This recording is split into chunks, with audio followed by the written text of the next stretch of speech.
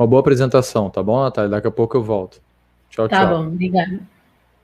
Boa noite a todos. Primeiro, agradecer ao Guilherme pela oportunidade de estar apresentando aqui no seminário. Para quem não me conhece, me chamo Natália Esteves, eu sou técnica de nado artístico, né, formada em licenciatura e bacharelado pela licenciatura e bacharelado em Educação Física pela FRJ, especialista em treinamento esportivo também pela FRJ. Trabalho no Tijuca Tênis Clube como técnica de nado artístico e como técnica da seleção júnior. Vou falar um pouquinho hoje sobre o treinamento do nado artístico, explicar como funciona um pouquinho o treinamento e a utilização das suas técnicas para diferentes modalidades e iniciação nas atividades aquáticas. A gente vai falar aqui sobre o nado, como se organiza um macrociclo, como são divididas as sessões de treino, a preparação física geral e específica, como é que a gente faz essa divisão, né? A utilização da natação como esporte primário, né? Dentro do meio aquático, a preparação específica mesmo do nado, né? Do que a gente vai competir, dos educativos, os treinos técnicos, e aí entram os educativos, palmateios, técnicas propulsivas, que a gente vai entender como eles podem ser utilizados nas demais modalidades, né? E o treino da coreografia. Apresentando aqui um pouquinho para vocês da literatura, né? O que diz do nado, que hoje chama-se nado artístico, mas foi natação sincronizada, nado sincronizado, balé aquático no princípio, né? E agora, há pouco tempo, nado artístico. Então, o nado sincronizado, hoje chamado nado artístico, teve como precursor o balé aquático, um show aquático que foi popularizado pela nadadora e atriz Esther Williams, e a principal semelhança em ambos é que a sincronização entre as nadadoras com a música. No entanto, o nado sincronizado, hoje nado artístico, é competitivo e o balé aquático é uma apresentação, né? É um show. Né? Uma outra citação aqui do Godoy é que a modalidade esportiva pode ser classificada como aquática, individual e coletiva, né? Devido às diferentes provas que apresentamos no nado, né? Solo, dueto misto, equipe com 8, highlight e rotina combinada com 10 atletas. Né? A cíclica combinada, complexa, olímpica e estática. Né? Trata-se de uma modalidade classificada quanto aos tipos de resultados como estética, exigindo atenção nos detalhes técnicos e contextualização artística na performance. Né? Um grande diferencial do nado, né? Que como a gente já conversou lá na live, né? Iniciando, né? Para o seminário, o nado tem esse diferencial, né? A natação, quem chega primeiro, o polo, quem faz gol, e o nado tem todo esse diferencial estético e a avaliação, né, dos árbitros. Né? Então, um esporte bem complexo. Aqui eu estou apresentando um pouquinho para vocês o processo de organização do treino e do macrociclo um exemplo aqui que eu usei com as atletas no início desse ano. E aí a gente tem a divisão aqui por períodos, as semanas, preparação física, volume, intensidade, todas as rotinas que a gente trabalha, né? Rotina técnica de equipe, rotina livre combinado, highlight, dueto técnico e livre, solo técnico, solo livre, dueto misto técnico, dueto misto livre. Então, todas essas competições, essas coreografias que compõem uma competição de nado, né? Uma categoria júnior, que é a categoria desse macro aqui, que é da seleção júnior, uma competição delas, todas essas coreografias compõem uma competição. Então, assim, são muitas coisas para serem treinadas, né, durante o processo de treinamento até a competição alvo delas. né? Aqui eu descrevo também a Zala, que é o trabalho de mobilidade, flexibilidade, alongamento, potência, específica da modalidade, né? Trabalhando em cima da ginástica rítmica, ginástica artística, que é um trabalho de flexibilidade. Aqui é a continuação do macro, mais ou menos aqui em maio, perto da competição alvo delas, então a gente apresenta aqui a diminuição do volume, aumento da intensidade e o uso de material, de sobrepeso, elástico, peso, depois a diminuição dos pedaços com sobrecarga, a retirada do material. Então, isso aqui é um pedacinho do macrociclo delas. Geralmente, a gente trabalha com 2 competições-alvo, né, no ano. Então, a gente trabalha com uma periodização ondulatória, com 2 picos de rendimento, né?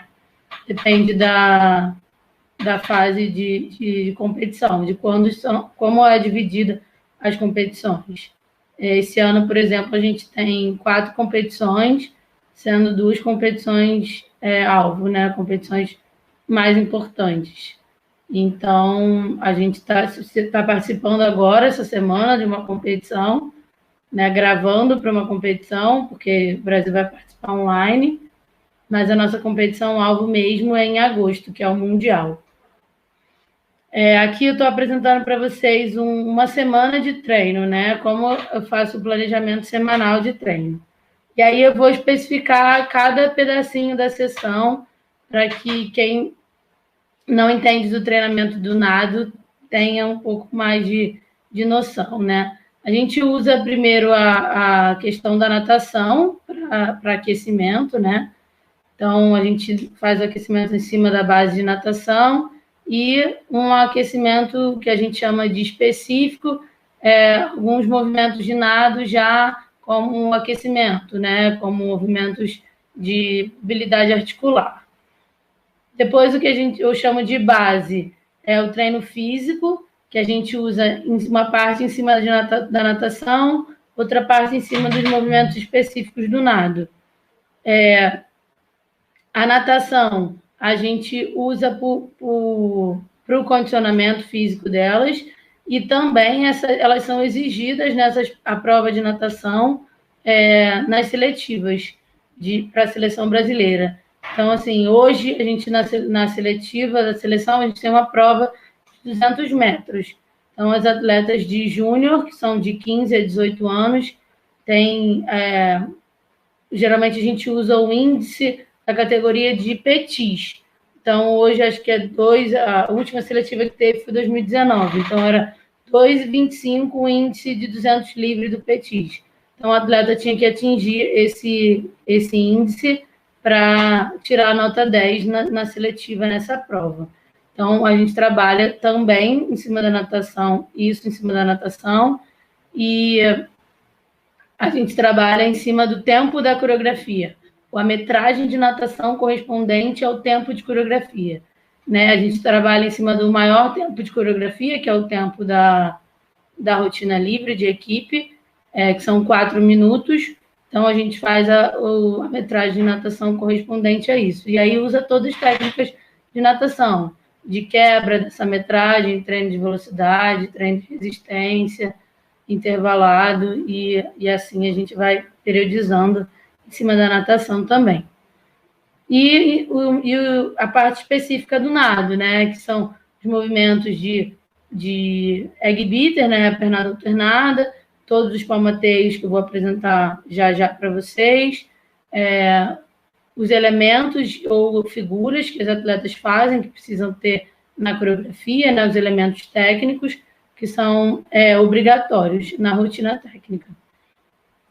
Aqui embaixo a gente tem treino de elementos, né? Elementos e controles. É a parte parada, que a gente chama de treino técnico. E a gente tem 5 elementos técnicos na prova de equipe. Então, a gente treina um elemento por dia. Né? No sábado, a gente faz a passagem de todos os elementos.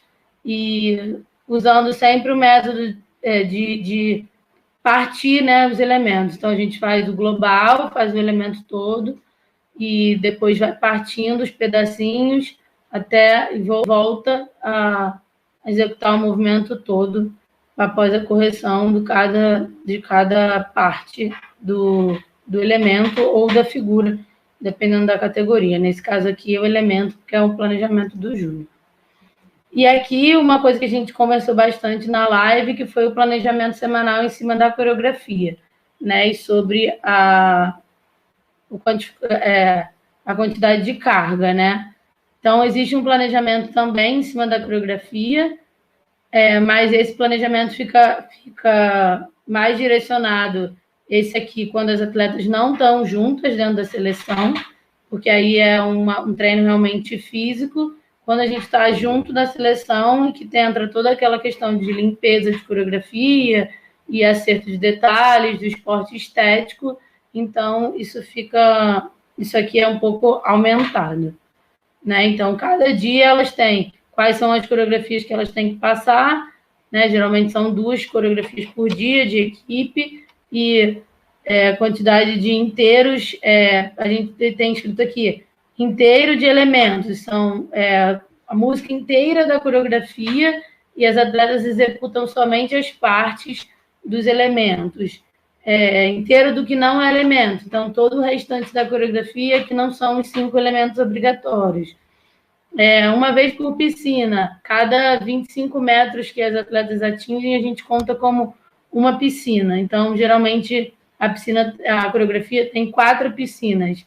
Então, a coreografia repartida em 4 partes. Então, isso aqui quer dizer as 4 piscinas. Eu vou explicar um pouquinho mais sobre esse treino técnico, que era aquele treino do controle, né, do elemento.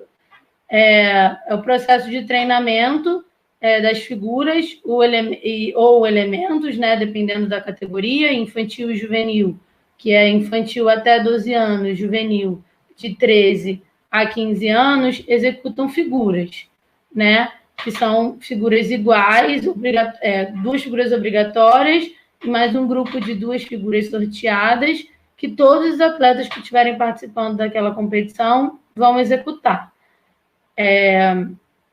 O júnior e o sênior, que o júnior é de 15 a 18 e o sênior a partir de 15, né, que é categoria aberta, né, sênior oficialmente a partir de 18 anos,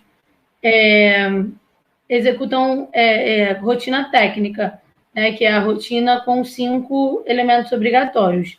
Então, elas não têm as figuras paradas, mas elas têm a rotina técnica. Então, o treino técnico é esse treino através dos educativos, das partes das figuras ou partes do elemento, pequenos pedaços da rotina, que a gente chama de limpeza dos movimentos, né, e de correções nas técnicas de palmateio, no uso do corpo, e no acerto dos movimentos, né, entre os atletas. As técnicas do nado podem ser utilizadas para demais modalidades aquáticas a fim de melhorar essa eficiência técnica e os fundamentos da natação. E eles podem ser utilizados tanto para a natação quanto para o polo aquático. A gente vai falar agora um pouquinho dos palmateios e essas utilizações em aulas de natação, aulas de polo aquático, escolinhas de nado, adaptações ao meio líquido, que são bem importantes para a questão da propriocepção, do conhecimento do corpo, do acervo motor da criança, né, do adolescente, do próprio adulto dentro da água. Palmateios são utilizados para o deslocamento horizontal, vertical, além de sustentações e movimentos explosivos. O que são os movimentos explosivos, né? No nado a gente tem o que a gente chama de barracudas, né? São os impulsos para fora da piscina, iniciando pelo pé, né? Então, aqueles movimentos bonitos que a gente vê nas coreografias, né? Nos vídeos, pela internet, pela televisão. Os deslocamentos horizontais são os palmateios de decúbito ventral e dorsal. Deslocamento vertical são os movimentos que a gente chama de verticais, né? com as pernas unidas ou com uma das pernas flexionadas, uma acima, uma para baixo. Esses são os deslocamentos verticais. Então, a gente tem o palmateio de sustentação, deslocamento pés, deslocamento cabeça e os torpedos, que são acima da cabeça. E aí eu vou apresentar para vocês uns vídeos exemplificando os palmateios. Esse palmateio de sustentação, ele fica com o cotovelo flexionado, com o palmateio próximo à região do quadril, que é onde o centro de massa. E aí eu vou botar mais uma vez. Ó, bem abaixo do quadril, fazendo movimentos que a gente chama de 8, né? Movimento para fora e para dentro com a ponta dos dedos e mantendo-se parado no lugar. Agora a gente vai ver o deslocamento cabeça e o deslocamento pés. Ó, o primeiro vídeo aparece o movimento de deslocamento cabeça, que ele vai empurrar em direção à o pé, né? Ele vai deslocar, subir os dedos, deslocar em direção à cabeça. O segundo vídeo, ele flexiona o punho e anda em direção ao pé. Vou botar de novo que esse vídeo ficou mais curto.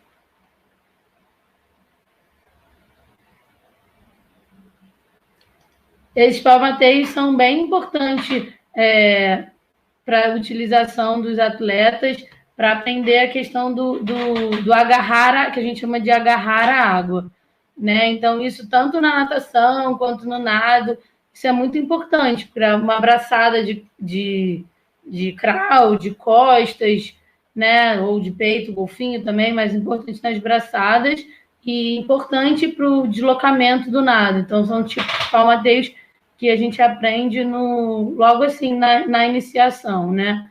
Logo não no início da escolinha, né? Porque a gente entende que o movimento o conhecer o seu corpo dentro d'água é mais importante do que a técnica do palmateio no primeiro momento, mas é um dos primeiros palmateios que as crianças aprendem ao procurar o nado, né?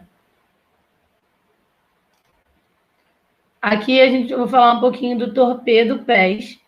Ai, voltou. Peraí. Ai, como é que eu volto? Deixa eu voltar aqui.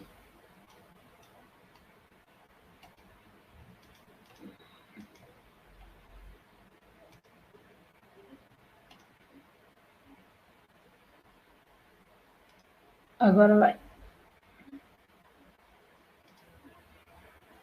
Agora não está indo. Não está aparecendo a opção de compartilhar não, Natália. Oi? Não está aparecendo a opção de compartilhar, tem que compartilhar de novo. Ah, desculpa. Tá indo agora? Ainda não.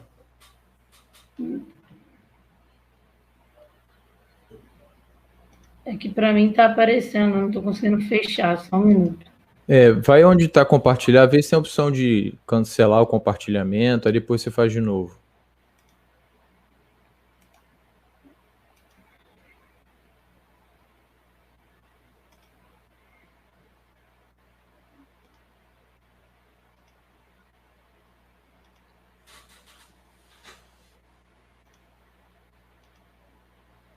Aí, tá aparecendo. Tá?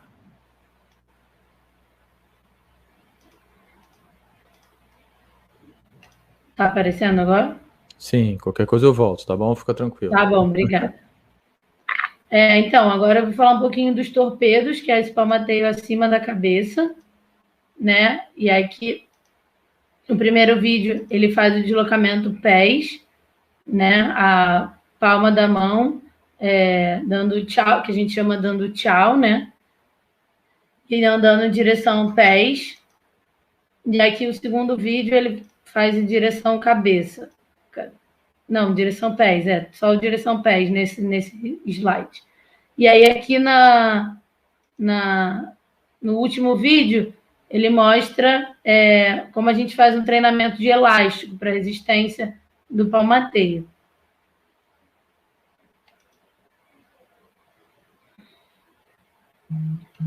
Esse outro slide, eu vou falar sobre o palmateio direção cabeça,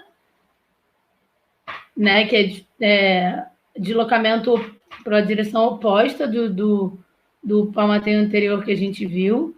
Então, ele flexiona o punho e anda em direção à cabeça, né? A gente faz o movimento de fora e dentro, desenhando um 8, assim como o movimento de palmateio de sustentação próximo ao quadril.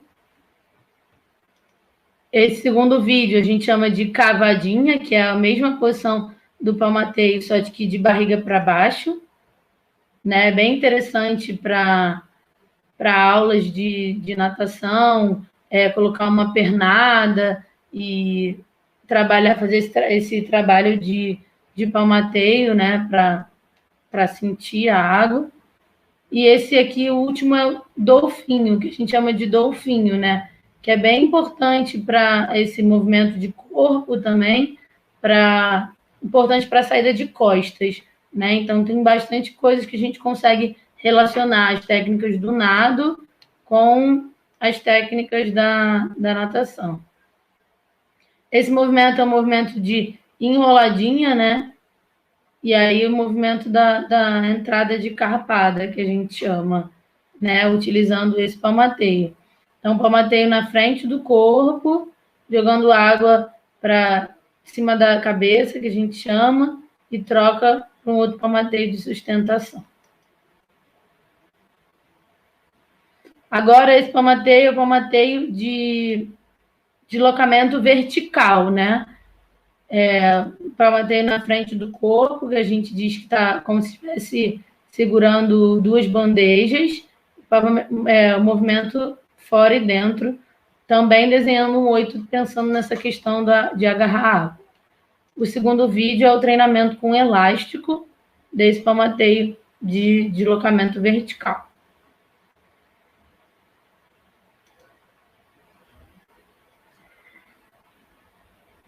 Esse aqui é um vídeo que é uma transição do palmateio de suporte, né, para o torpedo. Né? Um dos impulsos que a gente faz na água, né, durante as pernas, as híbridas que a gente chama, fazer o ganho de altura. Vou falar um pouquinho agora das técnicas propulsivas.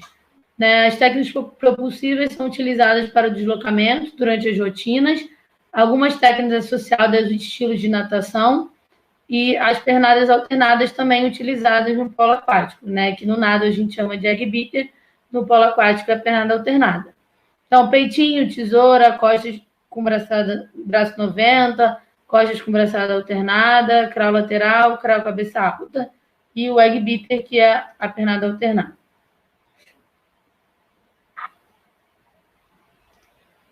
O crawl lateral, visto por cima da água, com e sem braço, né? O braço ali fazendo uma sobrecarga, né?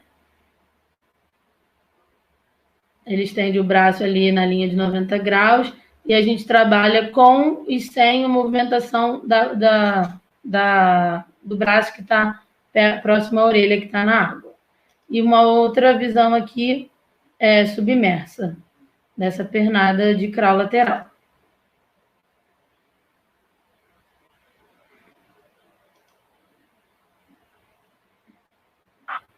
Aqui é o crawl cabeça alta, também utilizado para salvamento, que a gente já teve a Thaís falando hoje, né?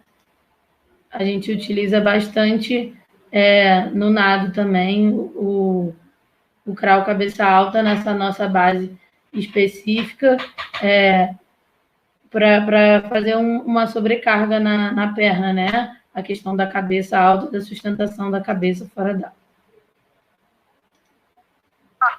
Aqui é o peitinho, que é uma pernada de peito, com o braço ajudando, buscando água à frente, né? Ele pega a água na frente e empurra para trás do corpo. São uma técnica muito utilizada nas trocas de desenho, né, durante as coreografias de equipe, né, quando elas formam uma fila, depois duas filas, um losango, um quadrado, diferentes desenhos. geralmente a técnica propulsiva é o peitinho para fazer essas trocas de desenho. Aqui esse vídeo mostra o peitinho com tipo elástico, tipo o brucutu da natação, né? Aqui a gente usa elásticos, eles têm um cinturão, né? Que eles colocam aqui na cintura e o elástico está preso aqui na argolinha da raia, né? E vai fazendo essa resistência. E aqui no vídeo de baixo ele faz diferentes direções, né? Como se fossem as trocas de desenho que a gente faz na coreografia. Né? Bem interessante eles fazerem essas trocas aqui com essa resistência do elástico, executam braçadas, né, das coreografias com o elástico e fazendo essas trocas, o elástico fazendo essa resistência. A pernada de tesoura, que é uma pernada, como se fosse uma pernada de peito, só que a perna de cima vai para frente, a perna de baixo vai para trás. Então, é uma perna de peito como se fosse, em vez de lateral, para frente, uma perna para frente, outra para trás. Aqui uma visão subaquática da pernada de tesoura. Vou botar de novo, passou muito rápido.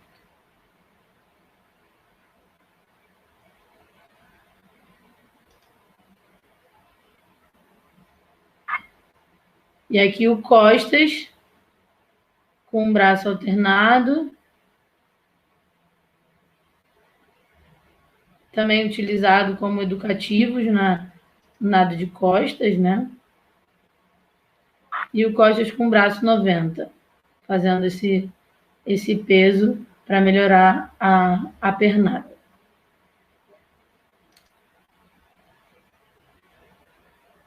Aqui a pernada alternada, né, que é utilizada no nado e no polo aquático, né, em diferentes direções. Ele veio de lado, agora ele está andando de frente, agora ele vai fazer o deslocamento de costas, né, porque durante a coreografia a gente anda em diferentes direções, depende da braçada, de como é a troca de direção daquele momento, da coreografia. Então, eles treinam o egg beater, né, que a gente chama a pernada alternada, para todas as direções. Assim como o jogador de polo aquático, né? Uma hora ele está atacando, outra hora ele está defendendo, ele precisa ir em direção à bola, então ele tem essa troca de direções. E aqui é a visão subaquática da pernada alternada. A gente utiliza o palmateio para fazer a sustentação, mas não é sempre que eles estão com palmateio, né? Porque eles tiram o braço da água, ou os dois braços, para fazerem as braçadas. Todas as técnicas propulsivas e palmateios apresentados podem ser inseridos nas aulas de natação infantis ou adultos, não só na natação, mas geralmente o interesse pelas modalidades aquáticas começa na natação, devido a essa necessidade de aprender a nadar. Então, assim, hoje eu trabalho no Tijuca, a gente tem uma integração muito legal com os professores da escolinha, né, da escola de natação infantil e adulto, e a gente sempre auxilia os professores com essas dicas assim de palmateios, de técnicas, né, a técnica correta do palmateio, para eles apresentarem isso para os seus alunos, né? Alunos semana passada, uma professora veio falar comigo que ela queria colocar mais palmateios nas aulas de natação para adultos, para dar uma diferenciada na aula, né? E para apresentar, dar mais conteúdo, né, para os seus alunos. E aí é bem interessante essa correlação, assim, porque melhora visivelmente a técnica da natação, né? A abraçada, a técnica correta. E a importância dessas técnicas, né, desses movimentos, dessas técnicas propulsivas, desse palmateio, para adaptação no meio líquido, né? A gente no nado muitas vezes pega alunos que não já sabem nadar, mas que não têm uma adaptação no meio líquido bem feita, né? Bem desenvolvida. Então, assim, a importância desse acervo motor, né? Que a adaptação no meio líquido não é só a entrada na água, não é só afundar o rosto e se deslocar com a pernada, né? Toda a questão de um equilíbrio, da troca de decúbitos, a importância do equilíbrio vertical e horizontal, e isso a gente vê que é bem importante essa adaptação bem feita para o desenvolvimento dessa criança, desse adolescente, independente de qual seja a modalidade que ele escolha fazer. Queria agradecer ao Thiago Wang, que se disponibilizou para fazer a gravação dos vídeos Atleta do Tijuca. Agradecer a todos que acompanharam a apresentação e, mais uma vez, agradecer ao Guilherme pela oportunidade de estar aqui falando para vocês. Oi, Natália, o prazer foi todo nosso. Pessoal, vamos às perguntas aí. Eu tenho aqui uma consideração da Célia, que é inclusive uma palestrante de quinta-feira. Não chega a ser uma pergunta, é uma consideração, mas eu acho que vale a pena aí. Ela falou que ela usa esses palmateios, essas movimentações também nas aulas de natação. O que você acha? É muito importante.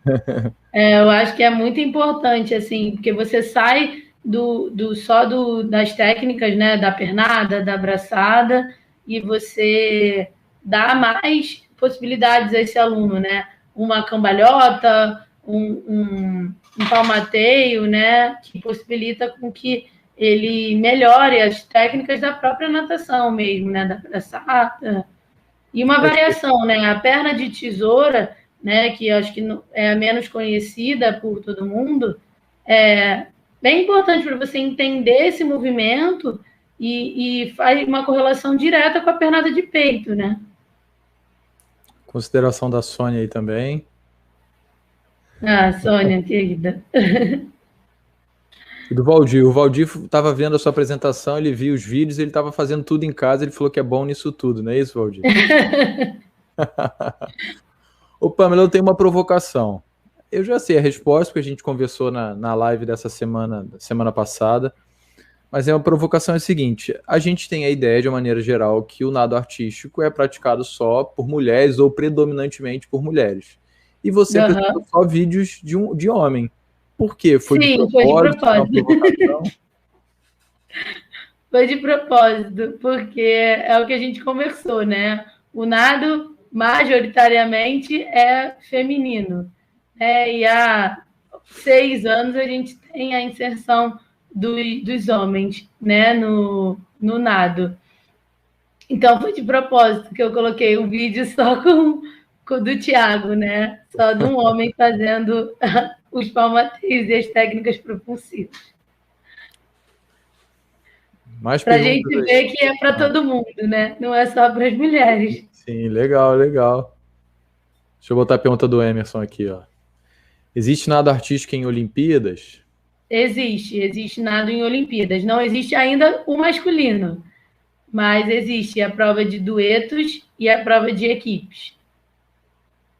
Legal. E a consideração do Gabriel, ó.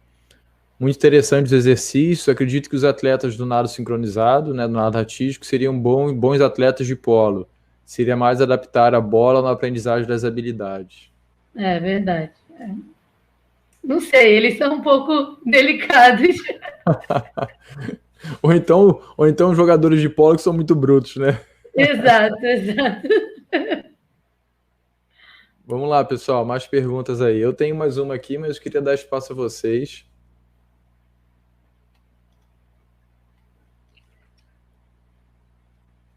Vamos lá. Natália, vou fazer minha consideração então. Você falou que lá no Tijuca vocês têm essa interação entre a natação, entre o nado. O Tijuca tem polo aquático também? Tem. Legal. Mas assim, no dia a dia, o treinador, quando vê um atleta lá na piscina com nado, Ou o cara da natação, que vê o atleta dele no polo, ele fica com ciúme ou ele entende que esse é um processo interessante para o jovem? Então, já rolou muito disso, né? Desses ciúmes e dessa briga, né? Por atleta, né? Mas hoje em dia a gente entende que é mais importante você manter aquele atleta ali em atividade, né? Do que você perder aquela criança, né? Aquele adolescente e deixar de ter uma pessoa praticando o esporte, seja ele qual for, seja ela qual for a modalidade, né? Então, assim, hoje a gente tem, eu até falei na live, tem uma atleta que faz nado e natação. Uhum. Claro, sempre rola uma briguinha no treino, né? Tipo, ela tá mais tempo no treino do nado, passou do horário do treino.